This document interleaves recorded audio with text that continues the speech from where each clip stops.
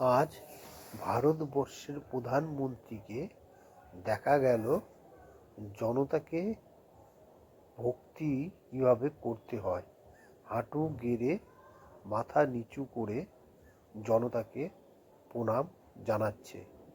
শুধু পশ্চিমবঙ্গের জনতা নয়, এটা গোটা ভারতবর্ষের জনতাকে তিনি সবার উপরে রাখছেন।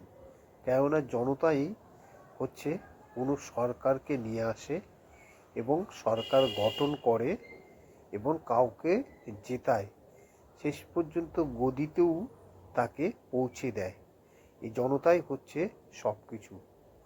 তাই মোদি জনতাকে কতটা সম্মান দেয় তা আপনারা চোখেই দেখে নেন।